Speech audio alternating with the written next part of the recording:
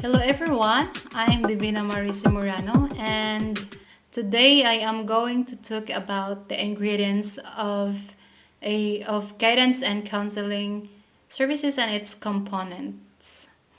This is a continuation of the introductions of guidance and counseling. So I have here guidance is an assistance made available by a competent counselor to an individual of any age to help him direct his own life, develop his own point of view, make his own decision, and carry his own burden. That's from Harmrin and Erickson. We have also here guidance is a process of helping every individual through his own effort to discover and develop his potentialities for his personal happiness and social usefulness. So guidance and counseling it's very important to us because it leads us to a path uh, right path sa atong kinabuhi gyud makatag gyud siya maayong future kung natay guidance and counseling because there are some people nga mo tabang kanato kung saon pagdala sa atong kinabuhi unsaon ang atong mga point view of life and then atong ma-develop ang atong own personalities kay bawo na ta moda sa atong kaugalingon unsaon nato pagdala sa atong kaugalingon and then makadiscover ta kung unsa day imong gusto unsa day imong ganahan sa imong future so that is very important to us to have this guidance and counseling. It is very nice topic by the way. So and those people who guide us, papasalamaton kay ta nila because through with them nga nang makuha na to atong kinabuhi ba kung unsay atong purpose sa atong life, kung unsa atong ganahan sa atong lives.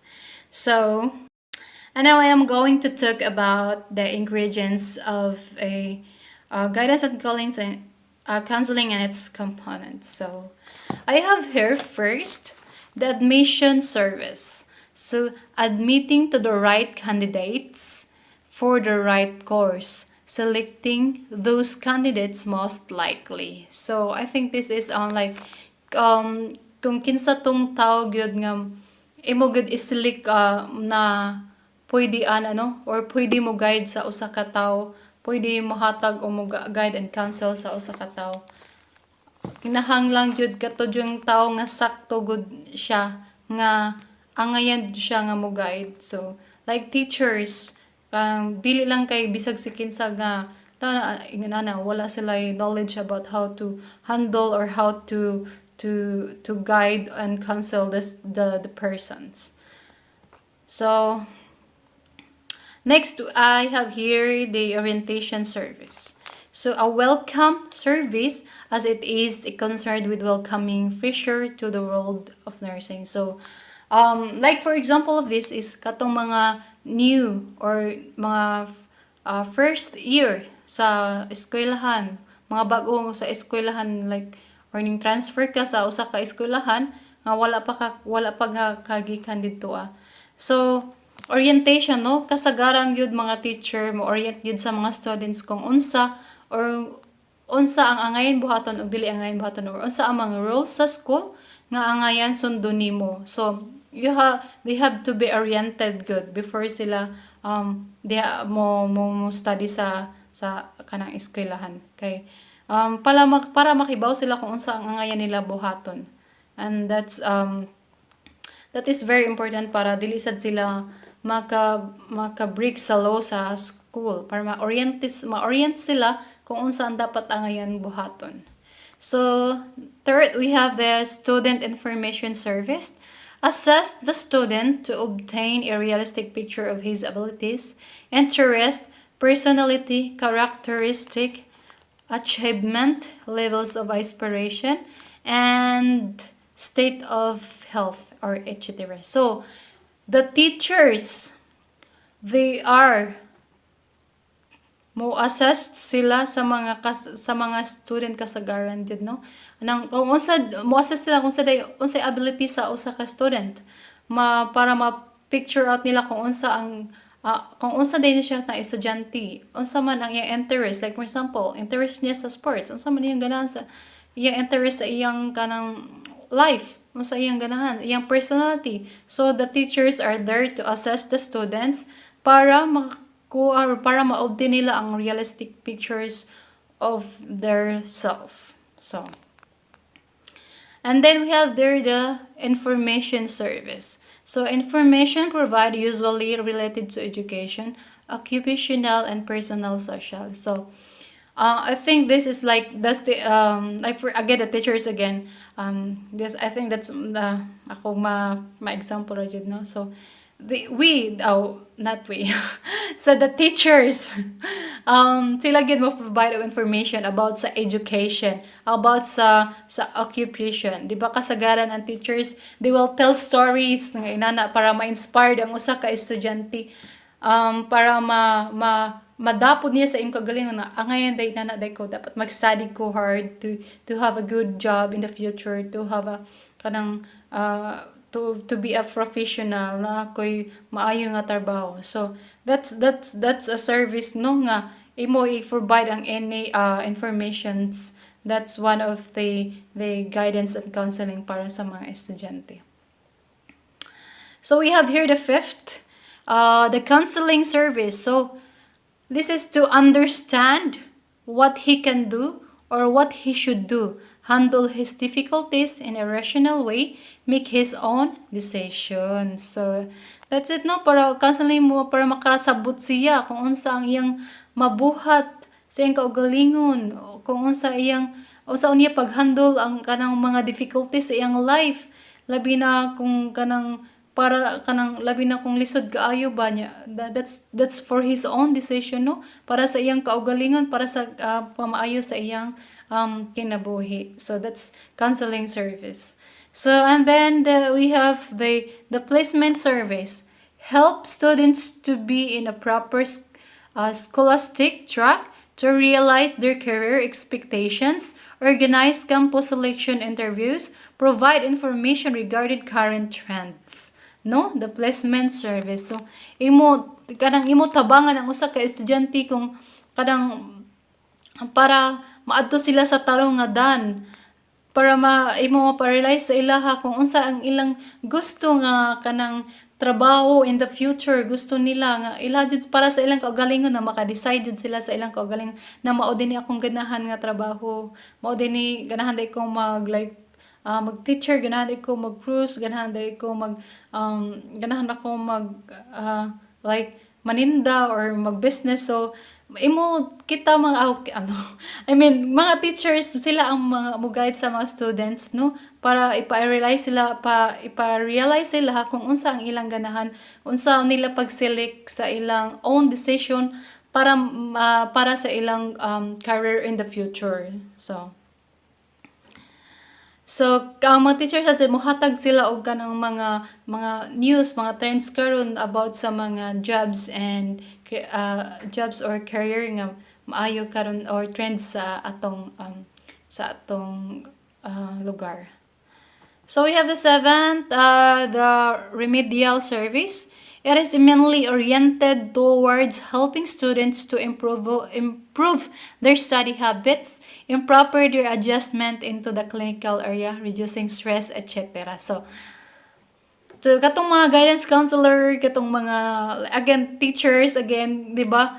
Mainly jud kita jud mo orient sa mga estudyante kung aron makatabang ta sa ilaha, unsaon pag-improve nila ang ilang pag-study, unsaon nila pag-adjust nga dili sila ma-stress sa ilang pag-study, di ba? Mohatag tag mga ideas, usay mohatag ta sa exam gani, mohatag ta mga points, mga kanang topic nga kani mao ni ang amo gawas sa atong exam para dili sila kaayo ma-stress, di ba? So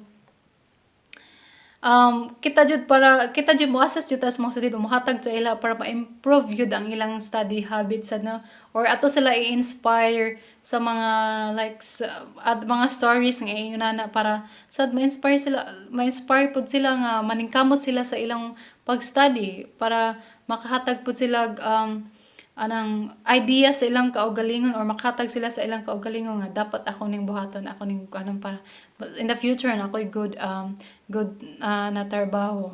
So mao na And then we have the follow-up survey. So the follow-up service, it is that review or systematic evaluation which is carried out to find out whether guidance service, in particular an educational program in general, satisfies the needs of the students. So naadyo na follow-up. Every teachers yun, naagad mo follow-up gud sa atong mga estudyante, no? Or katong nagtrabaho as a guidance counselor or guidance, no, na katong nagtrabaho na guidance and counseling, na jud sila sa every silang customer mo follow up gud na sila unsay naa sa estudyante, unsa may updated sa iyang estudyante. So that is very important gud nga mo follow up sila. Also the teachers also mo follow up sila. Kumusta naman mo pang inday? Naana mo yung mga trabaho dira? Kumusta naman ang inyong life dira? So that's a very kanang nice nga way, no, nga nga mga teachers mo follow up nimo. Maka-inspire gid siya. So another, we have the ninth, the research service. It is intended to examine both the personnel in the college guidance program and the techniques of guidance used by them so as to discover the strong and weak points and ultimately strengthen the whole program. So, and then the last one, you have the evaluation service. It determines the effectiveness and efficiency of the guidance program, least number posts, harmonious relationship between teachers and students, good results, well-placed past our students' sense of security, or etc. So naagid tay evaluation, no? Ato na mag-gather tanan information, ato na mag-gather ang kuan sa mga estudyante kung unsa sila kay pag man tag follow up atos lagi tag the research service. Pag man agin maghatag tag evaluation nila. So this is between the students and the teachers, no, kung unsa ing na hatag nimo sa imong estudyante or unsa nimo pag-guide ang imong estudyante o pag-counsel nimo. So para mas maayo pagad sila nga mahimong maayo sila nga estudyante o maayo silang tao sa ilang kinabuhi or sa atong community. And then we have here the basic components of counseling service. So organizational setup. So we have here the requirements of counseling center, and then counseling committee, and then tools for counseling service, and then requirements of counseling. So mao ni siya ang setup, organizational setup. So we have here at universities. So deans are assisted by head of departments of psychology and education, the guidance committee, and counseling officer. So katong mga deans sa school naa jud sila yung mga head or sa ang mga deans head departments gud ang sa psychology and education ang mo guide pod nila, no, to share their kanang knowledge about them. Ang mga dinapod sila sa ang mo share sa mga teachers unsaon ang guidance and counseling para ang mga teachers sad ila sad ma-share dito sa mga estudyante. So now here for constituent colleges, a counseling officer assisted by the guidance committee in cooperation with the deputy chief and academic advisor can plan according to their needs and number of students. Students need a liaison officer, while 1,000 students need an assistant counseling officer. So, and then for affiliated colleges, a counseling officer assisted by the guidance committee and a vocational guidance officer are needed for less than students, while in the liaison officer only can manage the counseling services for greater than 1,000 students. So that's the argument. So we have the counseling center. All universities and large colleges should have a counseling center headed by the trained professional, a counseling officer with a PhD or master's degree in psychology and counseling. With considerable experience, it perform the following functions. First, we have here the selection, registration, and orientation of students, and then educational and vocational counseling, personal adjustment counseling, physical and psychological services, remedial services, residence and food services, and then activities programs. So, no, bisan pag day na siya or na siya ang then head na nato sa school o sa universities nato, kinahanglan sa jud na asad siya or ma-study gyud siya about master's degree in psychology and counseling or na jud sila officer ba nga kanang master degree in psychology and counseling para sila sad ang mohatag og idea or knowledge sa atong head and then ila na sa disseminate sa atong mga teachers and colleagues. So we have heard the counseling committee. The guidance committee serves as the following purposes. It establishes and maintains policies related to guidance and counseling services. It articulates the program between the institution and the community. And then it acts in a planning capacity to ensure that the various functions of guidance are properly coordinated. And then it helps to clarify particular roles and offers support when these roles are challenged. It is served as a source of idea and recommendation to be submitted to appropriate bodies. So, mo ni sila our counseling committee kung sila ang pagabuhaton. So establish nila and maintain the policies no ila jud i-maintain kung unsa ang mga policies sa guidance and counseling services.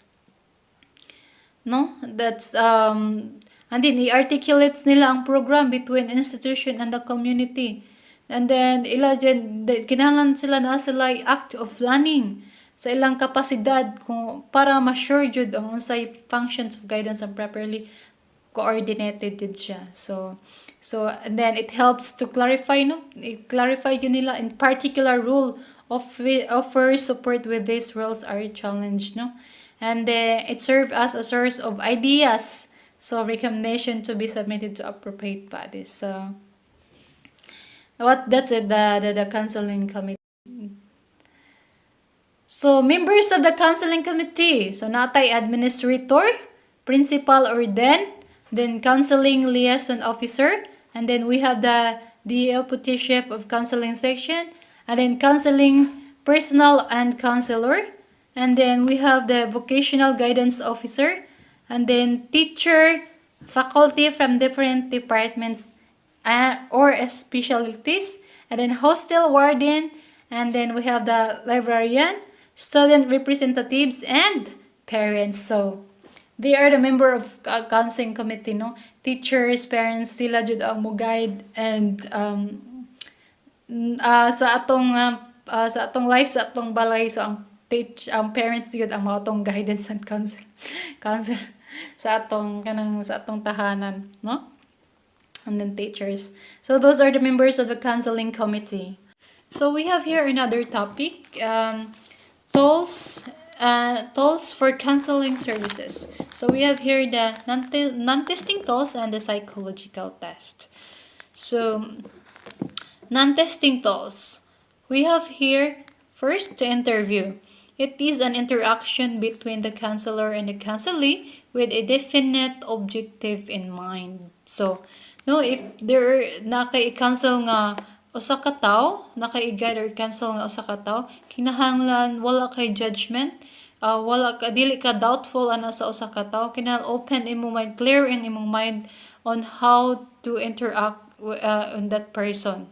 So imo siya i-interview unsa naa sa iya kung unsa siya, so maana siya. So both mo interact mo base sa inyong kaugalingon jud sa inyong own personal, and then without any judgment. So or dili mo doubtful sa usag-usa, kinahanglan sige interact yun mo ana, wala mo pagduduha sa inyong kaugalingon. So second, we have the observation. It is a careful watching or monitoring of the counselee by the counselor without a specific objective in mind. So no, ang person nga imong gi-counsel or the counselee, the counselor should observe ana siya while nag-interview ka, imo sa siya gi-observe unsa naa siya, unsay personalities niya, unsay habits niya, unsay dapat sa iya sa iyang gipangbuhat. So imo na i-observe jud aron imo na siya mahatag sa iya kung unsaon nimo pag-guide or pag-counsel sa iya. So again, kinahanglan wala kay pagduduha gyud or wala kay di ka doubtful sa imong mind, dili kinahanglan imo siyang obserbaran base jud sa iyang kaugalingon or di ka magduduha sa imong kaugalingon. Ina na dapat unsay realistic yun, unsay yun naa sa iya mo na siya imo i-observe sa iya. So we have here anecdotal record. It consists of recording an important incident and that happened and is a careful recorded snapshots of the incidents. So kani siya kay kanang magkuan kag usa ka recording no nga importantes na nahitabo and then imo na carefully record nimo or snapshot nimo kung unsa nang ila nga incident para imo siya mahatag og guide or sakto nga guide para or cancel sa iya ha. So and we have here the cumulative record. It is a method of recording and providing meaningful, significant, and comprehensive information about and of individual over a year. So after nimo nga gi-counsel siya or gi-guide nimo after pagka 1 year, so imo sad siya i-follow up no kung saan follow up nimo ang iyang record, i-follow up nimo siya kung sa kung unsa ang kanang ni-improve bitaw niya sa imong pagabuhat nga pag-guide og cancel nimo sa iya. And then checklist, we have is used to identify the presence or absence of a specific attributes or skills of a particular expected behavior in students. And we have also held a rating scale. It is better tools to assess the degree of extent of the performance of particular tasks of the possession of a trait.